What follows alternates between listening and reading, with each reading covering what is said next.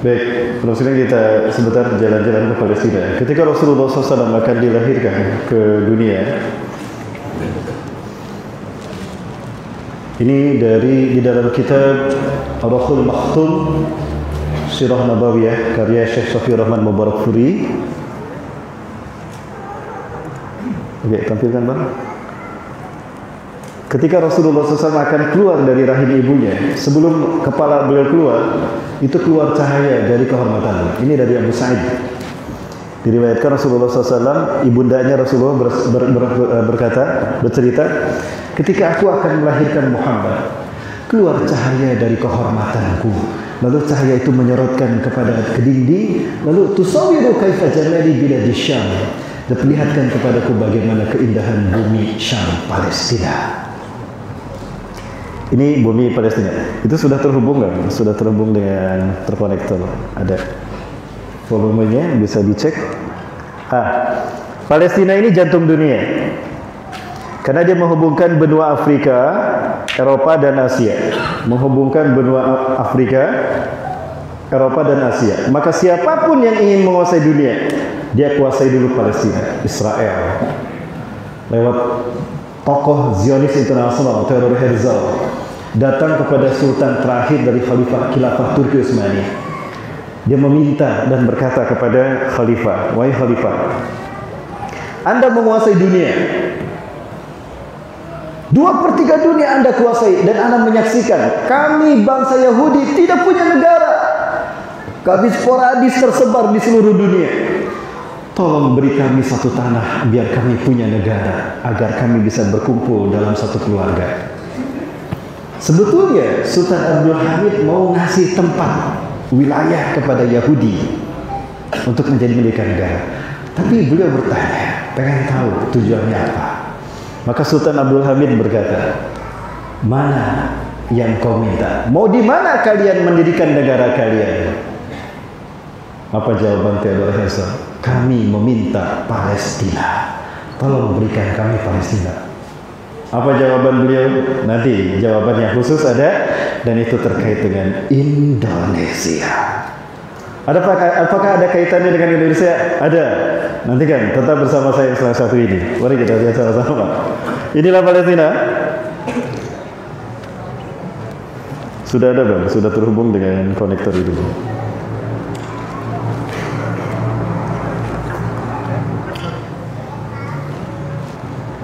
Harusnya ada suaranya. Nggak ada. Nah, ini perairan Palestina, Laut Tengah. Ini Laut Tengah teman sekalian. Sungguh indah ketika kita berada di pantai Gaza, ya, sampai ke atas itu ke Lebanon, sampai ke Suriah. Ada ya? Nah, tidak jauh dari sini kita bisa melihat ada Sungai Jordan. Dicabut saja boleh, nggak apa-apa, cabut di bawah Bang, di bawah Bang. Nah, ini Sungai Jordan. Sungai Jordan ini adalah sungai yang sumber mata airnya dari Danau Tiberias. Danau Tiberias adalah satu-satunya danau yang menjadi sumber air bersih bagi 4 negara. Palestina, Jordan, Suriah, Lebanon. Namun sekarang dikuasai Israel. Dan sekarang sudah menunjukkan, nah ini Danau Tiberias. Ini airnya masih banyak. Terakhir saya berkunjung ke sana. Kami kajian di perahu di atas Danau Tiberias 2020 kemarin bulan Maret. Ketika sebelum di lockdown, itu sudah kering. Dan itu sudah musim hujan sehingga perahu untuk sebelah sini dia bisa jalan berair. Ya. Orang sana bertemu dengan kami dan bilang, Tuan beruntung berkunjung pas musim hujan, danaunya berair lagi. Sebelum Tuan datang ini kering. Ciri-ciri kata Rasulullah, Dajjal akan datang ketika Danau Tiberias ini kering. Ya, sekalian, insya Allah kita akan terus mengupayakan bulan depan saya harus berangkat kembali ke Palestina. Kita kajian di bumi para nabi, kajian jejak para nabi. Tapi kami dapat berita kami tidak bisa masuk ya bulan Maret nanti. Ya, tapi kami upayakan mudah-mudahan bisa masuk. Apa Bang? Tidak jauh dari Danau Tiberias terdapat manuskrip situs peninggalan dari nenek moyang bangsa Palestina, para nabi dulu, ya Bani Israel, para nabi dari Bani Israel. Tidak kurang dari 1.500 nabi dan rasul dilahirkan dan dibesarkan di bumi Palestina. Ini adalah Laut Mati, Al-Bahrul Mayyit, yang Bapak Ibu saksikan. Warna putih ini garam. Warna putih ini garam. Dulunya tidak ada laut. Dulunya setinggi ini, gunung. Itu namanya negeri Gorzagon. Ibu kotanya Sodom, berdampingan dengan Gomorrah. Sodom dan Gomorrah adalah pelaku liwat, LGBT. Tahu LGBT ya? Lontong, gehu, bala-bala, tempe. Nah, itu kesukaan saya. Lesbian, biseksual, gay, dan transgender. Gay, biseksual, transgender. Mereka pelaku liwat, homoseksual, sodomi. Allah tidak langsung mengazab mereka. Allah utus Nabi Lut, keponakan Nabi Ibrahim. Nabi Ibrahim nomor 1, nomor 2 Haran, nomor 3 nomor 2 Tarikh, Nahur, yang ketiga Haran. Haran punya anak laki-laki namanya Lut. Jadi Nabi Lut adalah keponakan Nabi Ibrahim. Ketika Nabi Ibrahim dan Siti Sarah diperintahkan pergi dari Al-Khalil, Hebron, nanti kita lihat Hebron, Al-Khalil, ke Mesir menyelamatkan Siti Hajar karena ayahnya digulingkan oleh raja yang zalim, oleh orang zalim sehingga menjadi raja. Siti Hajar diperbudak. Nabi Lut diutus ke Sodom dan Gomorrah mendakwahi mereka. Ternyata Nabi Lut dinistakan. Allah azab mereka, dibikin gempa, goyah. Lalu diangkat ke langit. Faja'alna 'aliyaha safila, yang di atas dibalikan dari di bawah, lalu dijatuhkan. Dibenamkan sampai benar, kemudian gunung-gunung sekitarnya dihancurkan. Itu mengandung garam, hancur menimpa mereka. Lalu mereka terkubur sampai 300 meter di bawah permukaan air laut.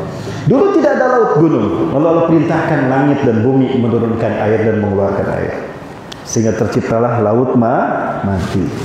Kenapa disebut laut mati? Karena memang tidak ada kehidupan. Jangankan ikan, cebong aja nggak bisa hidup. Jangankan cebong, virus COVID-19 nggak bisa hidup karena banyaknya garam. Yang Bapak Ibu lihat warna putih ini garam. Sekarang dikuasai Israel. Bapak Ibu kalau pergi mengarah dari Rafah, perbatasan Palestina Mesir, terus ke arah Tur Sinai, kita akan menyaksikan pabrik kosmetik terbesar di dunia. Itu Israel punya. Serakah mereka, rakus mereka. Ini garam. Nah, yang Bapak Ibu lihat ini garam. Jadi jangan khawatir kalau Aceh kekurangan garam, kita ngambil dari sana. Baik. Tidak jauh dari sini ada tersisa. Inilah Masada. Masada ini adalah kampung yang tersisa peninggalan dari kampung Nabi Lut dan kaumnya yang beriman. Nah, ini rumah-rumah yang dulu ditinggali oleh Nabi Lut dan kaumnya. Melelahkan kalau kita ke atas, tapi sangat indah ketika kita melihat view Syam, bumi Syam. Kita bisa melihat Palestina, Jordan, Suriah, dan Lebanon dari tempat ini. Tidak jauh dari sini, kita bisa menyaksikan peninggalan dari kaum 'Ad dan kaum Samud. Peninggalan dari kaum Nabi Hud dan Nabi Saleh. Mereka adalah kaum Nabatian atau Anbat, pemahat. Gunung batu dipahat menjadi istana. Dan inilah bukti peninggalannya. Sampai ke Petra, ada istana yang suka dipakai syuting film Hollywood, ya, Indiana Jones. Nah, di sana. Ini hotel termurah di dunia dari batu yang mereka pahat menjadi istana. Dan inilah yang disebut dengan Mount of Zaitun, Bukit Zaitun. Penonton bisa melihat ada dinding apartheid. Israel membangun dinding ini sejauh 715 km lebih, memisahkan Palestina dengan Israel. Palestina, Bapak Ibu lihat, kumuh, dibikin kumuh supaya umat Islam tidak betah. Ketika umat Islam pergi meninggalkan Palestina, mereka okupasi, mereka rampas tanahnya. Tapi Israel megapolitan, Bapak Saudara. Miris ketika kita melihat bagaimana Palestina dan Israel langsung datang ke sana. Nah, dinding ini setinggi 8 meter, tingginya 8 meter, lebarnya 1 meter lebih, 1 meter 25 cm. Tujuannya tadi memisahkan orang Yahudi dengan orang Muslim Palestina. Nah, dari balik pepohonan inilah kita bisa menyaksikan keindahan Baitul Maqdis atau Al-Quds. Di dalamnya ada Masjidil Aqsa. Orang Israel menyebutnya Yerusalem. Selamat datang di Baitul Maqdis, selamat datang di Al-Quds. Inilah dia Al-Quds, bumi hijrahnya para nabi dan rasul. Disinilah bumi terjadinya peristiwa Isra Mi'raj di bulan Rajab, menurut riwayat yang masyhur. Dan ini Masjidil Aqsa. Di Bukit Zaitun ini kita bisa melihat view yang sangat indah dari Baitul Maqdis. Ini Babul Amud. Nah, ini kantor polisi Israel. Kita biasa melalui. Nah, ini makam kaum muslimin. Ini Babul Amud. Di sini ada makam dua sahabat Rasulullah, Abu Darda dan Ubadah bin Samit. Keduanya adalah mengajarkan Al-Quran sehingga banyak melahirkan para penghafal Quran. Nah, ini dinding Al-Aqsa. Ini adalah Masjid Umayyah. Disinilah Umar bin Khattab ketika menjadi khalifah menerima kunci Al-Quds dari pendeta Sophronius. Ketika Islam mengalahkan Persia dan Romawi, umat Islam menguasai dunia di zaman Umar bin Khattab. Pendeta Sophronius mengatakan, aku tidak akan memberikan kunci Al-Quds kepada siapapun, hatta kepada Umar bin Khattab. Sampai Umar datang sendiri kepadaku dan aku akan berikan langsung ke tangannya. Maka Umar datang ke sini. Nah, kuncinya diterima di sini. Ini gereja, sinagoga, dan ini gereja. Orang-orang Israel, orang-orang Kristen meyakini inilah gereja di mana Yesus Kristus akan turun nanti di sini. Ya, keyakinan mereka seperti ini. Jadi ketika di sini azan, di sini bunyi trompet, di sini bunyi lonceng. Luar biasa maksudnya. Nah, inilah Al-Aqsa. Nah, ini dinding buraq, Haitul Buraq atau Haitul Mabka, dinding ratapan. Inilah dinding yang tersisa dari istana Nabi Daud dan Nabi Sulaiman. Ya, ini dinding buraq. Nah, Rasulullah ketika Isra Mi'raj masuk ke Masjidil Aqsa lewat pintu ini. Hari ini ada dalam ancaman kehancuran. Seperti apa? Kita lihat. Masih panjang waktunya? Sampai 3:30 gak apa-apa? Pak Datuk, izin Pak Datuk ya. Baik, Ustaz. Baik, alhamdulillah. Lanjut, Presiden. Lanjut. Sudah sedekah untuk Palestina? Mau sedekah lagi? Alhamdulillah. Siap-siap nanti ya. Nanti siap-siap. Diwakilkan. Nanti.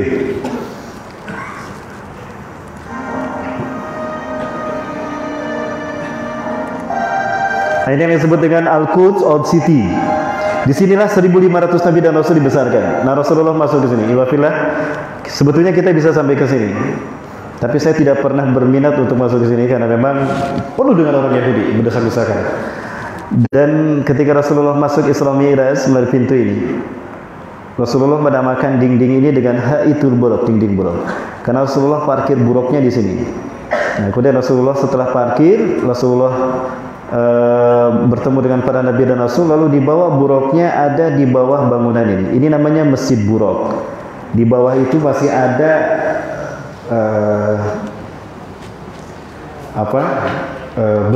besi melingkar yang digunakan untuk mengikatkan buraq sana. Sampai hari ini masih ada.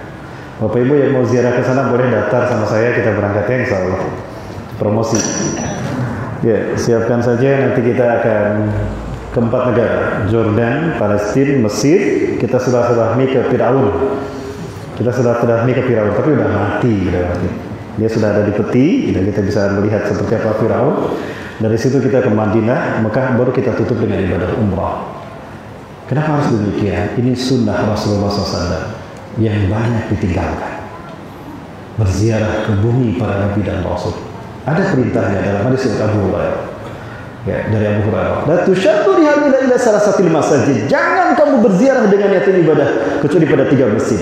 Al-Masjidil Haram, wa Masjidil Rasul sallallahu alaihi wasallam, Masjid Nabawi, wa Masjidil Aqsa. Perjuangkan sekali saja seumur hidup kita bisa melakukan itu. Maka kita akan mendapatkan pemahaman. Oh, inilah peradaban manusia. Baik, kita lanjut bila-bila.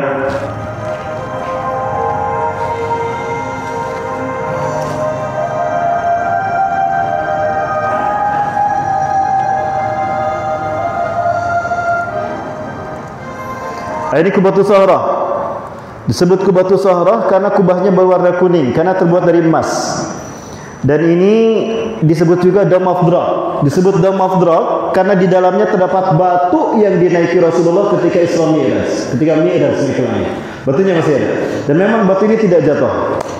Kita bisa masuk ke bawah, ada tempat untuk kita masuk dan kita bisa sholat di sana. Banyak yang sholat di sana. Kemudian batu ini dihimpit dengan lantai sehingga dia tetap bertahan sampai hari ini. Biasanya masjid ini dibuka ketika sholat subuh, duhur, asar, maghrib, isya kita sholat di Masjid Kibli karena masjid ini dikunci.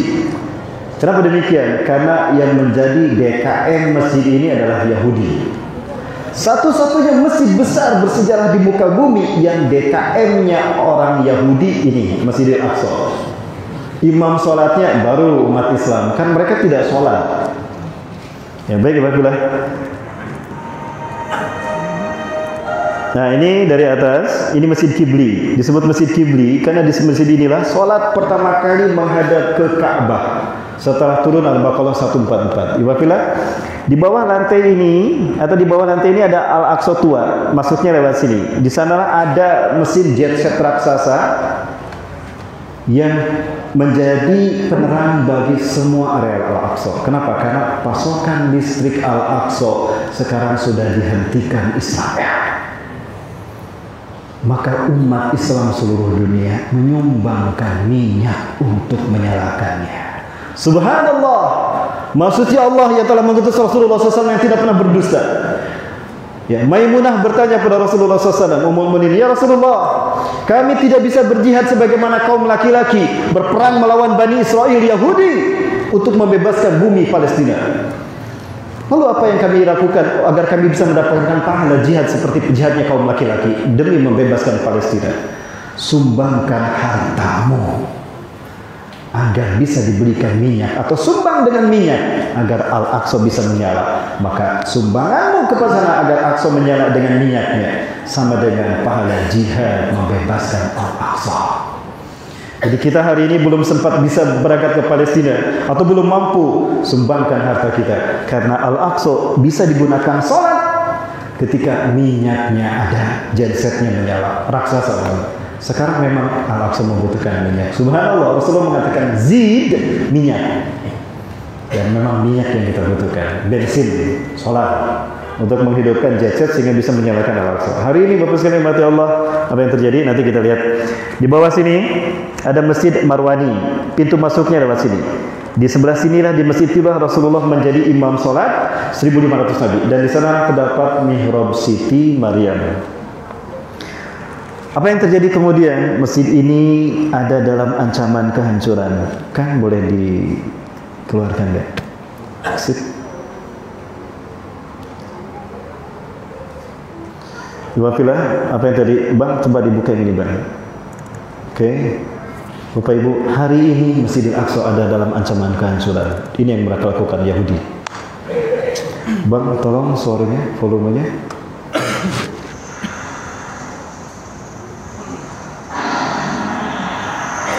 Tahukah kita kiblat kita yang pertama? Rasulullah SAW salat menghadap ke Masjidil Aqsa selama 16 sampai 17 bulan. Hari ini dalam ancaman kehancuran. Kenapa demikian? Zionis Yahudi membuat 300 kurang lebih, sekarang ada 300 terowongan di bawahnya, seliweran ke seluruh arah. Tujuannya apabila ada gempa bumi skala 6 skala Richter saja, roboh Al-Aqsa. Dan kalau Al-Aqsa sudah roboh, akan mereka ganti dengan Haikal Solomon. Kenapa demikian? Karena Tuhan yang mereka tunggu-tunggu telah dekat kemunculannya dan jangan.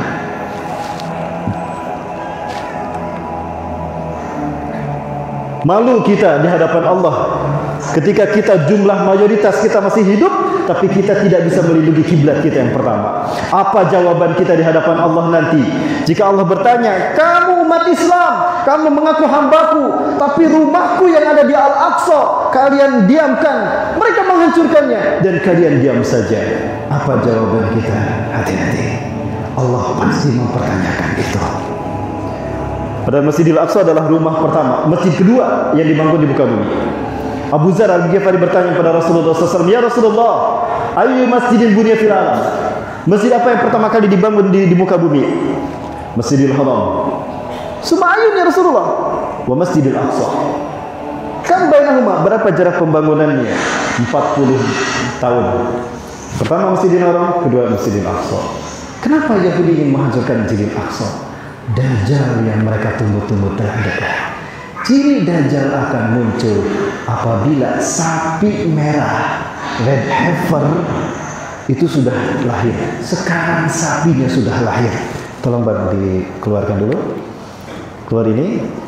Orang-orang Yahudi mereka sedang bergembira. Kenapa demikian? Karena sapinya sudah keluar.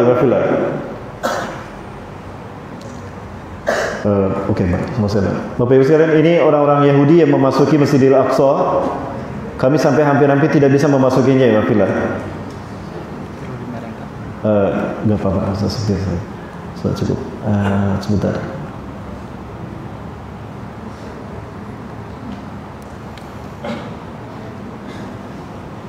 Enggak ada ya.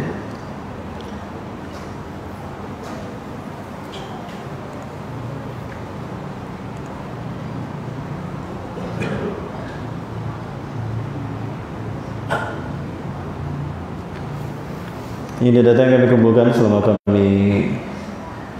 sekalian. Oh ya, mohon maaf tidak ada. Ini saya perlihatkan sapi merahnya. Nah, ini sapi merahnya sudah hadir.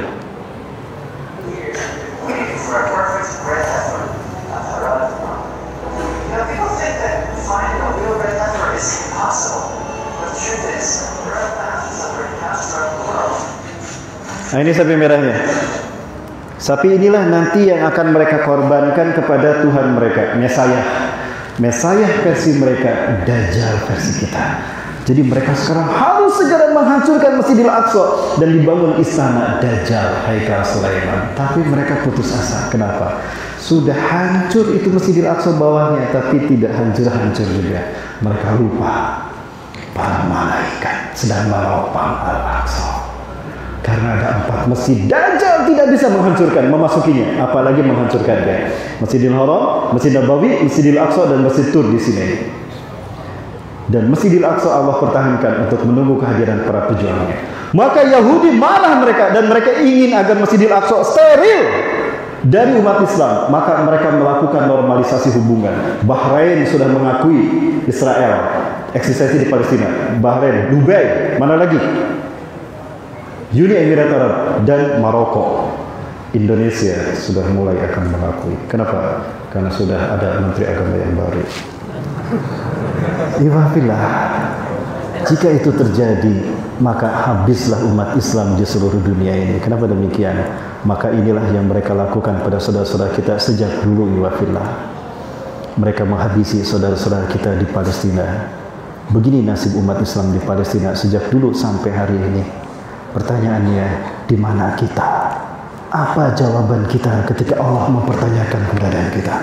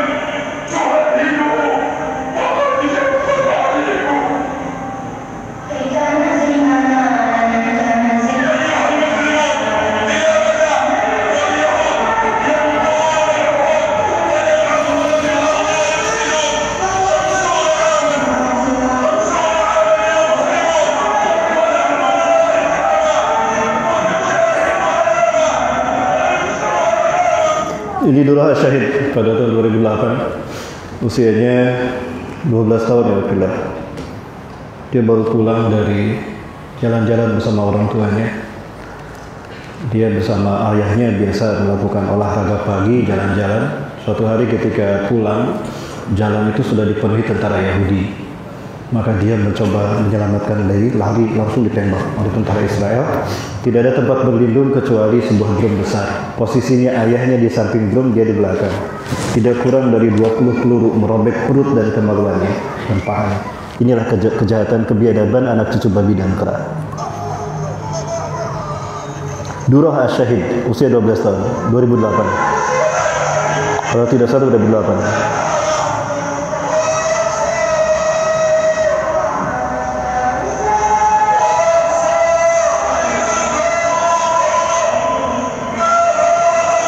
Zionis Yahudi punya banyak tentara intelijen. Ada 5 yang efektif. Dari 5 ini ada 2 yang paling kejam. Yang pertama Mossad dan Sinbad yang kedua. Mossad tugasnya mencari dan menghabisi mereka yang anti Zionis Yahudi di luar Palestina, di seluruh dunia. Ya, seperti saya. Sinbad, yang Bapak Ibu lihat ini Sinbad, pembunuh nomor 1 Muslim Palestina. Mereka khusus menghabisi Muslim Palestina di Israel, Palestina. Ini mereka sedang melakukan, dihancurkan kepalanya supaya tidak sadar, kemudian dipatahkan tangannya. Ini kaum muslimin pemuda Palestina yang sedang melakukan aksi intifadah. Intifadah artinya aksi melawan batu. Mereka melawan dengan batu karena mereka tidak punya senjata. Andaikan mereka punya senjata, mereka pun akan menggunakan senjata itu. Tapi demi Allah, untuk membuktikan mereka berjihad membela bumi para nabi dan rasul, batu pun mereka gunakan. Karena mereka yakin Allah yang mereka sembah hari ini adalah Allah yang dulu menumbangkan Fir'aun dengan kesombongannya. Allah yang kita sembah hari ini adalah Allah yang telah menumbangkan pemimpin yang zalim di muka bumi sekelas Namrus. Allah hinakan dengan mati oleh seekor nyamuk. Betul? Keyakinan ini yang harus kita bangun. Ketika Allah bersama kita, yakin kita pasti mendapatkan mukjizat. Karena pertarungan antara hak dan batil sekarang masih berlanjut bersama kita. Betul? Takbir. Semita izin sampai 3:30. Boleh Bapak Ibu? Boleh. Datuk, boleh Datuk? Alhamdulillah, senang saya. Bu lanjut Bu? Baik, semangat Bu ya. Siap berjihad Bu? Bela Palestina? Siap, bersama. Baik.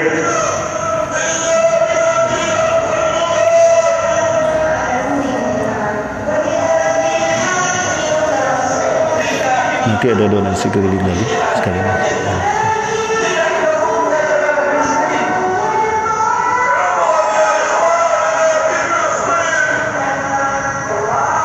Perhatikan betapa berani seorang ibu. Padahal dia sedang menggendong bayi, bersama bayinya dia ingin syahid. Biarlah kita syahid di jalan Allah, nak, mengusir anak cucu babi dan kera. Padahal di hadapannya tentara Israel yang siap dengan senjata.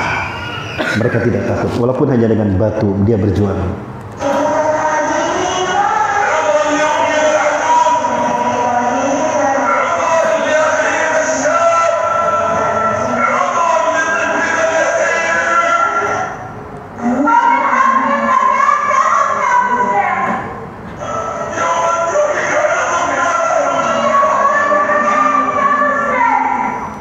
Karena setiap hari mereka disiksa, dibantai sampai hari ini Bapak Ibu. Nanti saya perlihatkan yang saya saksikan di sana.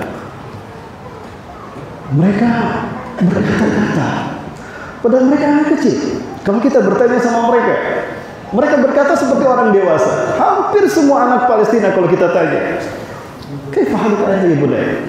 Ya, "Fama